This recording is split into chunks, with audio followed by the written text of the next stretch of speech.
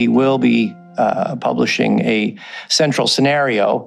And just to tell you what we mean by a central scenario, a central scenario is going to look a lot like a forecast, but reflecting the fact that there is unprecedented levels of uncertainty, particularly around the evolution of the virus itself. We're calling it a central scenario to really underline that there's an unusual amount of uncertainty around it. With respect to the government's update, that will certainly be helpful. The government has already been very transparent on its spending with respect to the various emergency response measures it's taken to support households, to support businesses, to defer tax collections, to provide lending. And certainly those spending plans will be an important input into our outlook. Next question is from Just Kim. to follow up. Sorry, Kevin, we don't have time for follow-up. If we have time, we'll come back to you. I've got to move on to Kim McCrail of Wall Street Journal is next. Hi, thank you, Governor. You referred in this speech to the bank's asset purchase programs as becoming a source of monetary stimulus. Can you talk about when those shifted from easing strains in financial markets to providing stimulus, and how effective is quantitative easing in providing stimulus to the economy right now? So the asset purchase programs were launched in a period when there were severe strains in funding markets, and their immediate goal, the imperative of central bank, is to provide the liquidity that is needed to keep credit flowing. And that was really through March and April.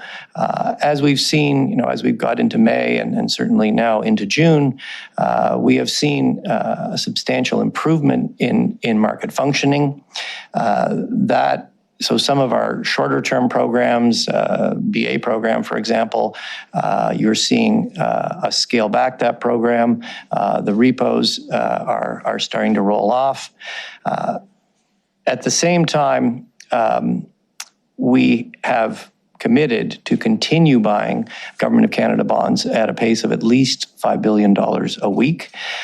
And particularly with the improvements we've seen in funding markets and with the economy beginning to reopen, that will be an important source of stimulus. That is quantitative easing. That'll be an important source of stimulus. We've lowered the policy rate to the effective lower bound of 25 basis points at the short end, and the large-scale asset purchases are contributing to keeping interest rates low across the Government of Canada curve, and that is getting passed on to households and businesses. There is a considerable amount of monetary stimulus in place. If you look at more 5-year variable rate mortgages down about 80 basis points, prime rate down about 150 basis points.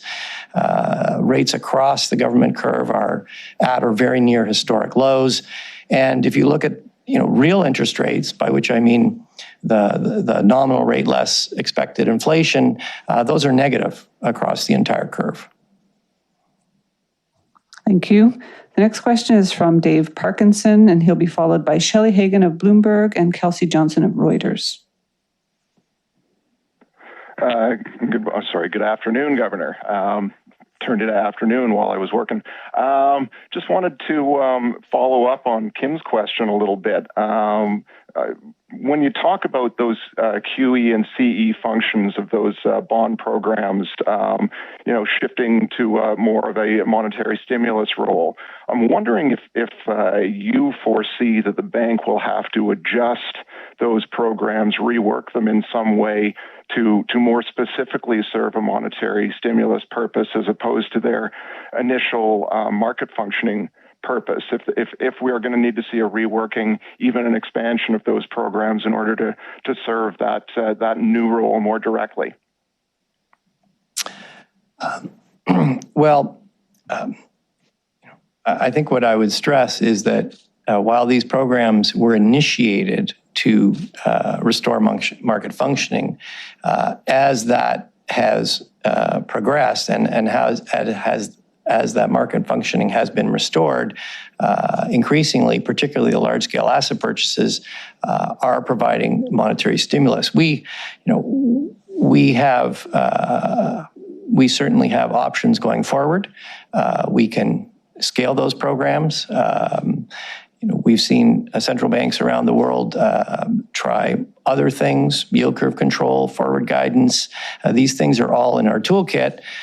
What I can tell you is that, going forward, the types of measures we take will depend on the circumstances. Different measures have different effectiveness in different circumstances, and they will be guided by the achievement of our inflation target. We'll be flexible, we'll be resolute, we're going to be innovative, and we're going to be determined. Thank you. Just before we go to the next question, for those reporters who were late in joining the call, if you have a question, let us know by sending an email to communications@bankofcanada.ca and we'll put you in the queue. Pour les journalistes qui se sont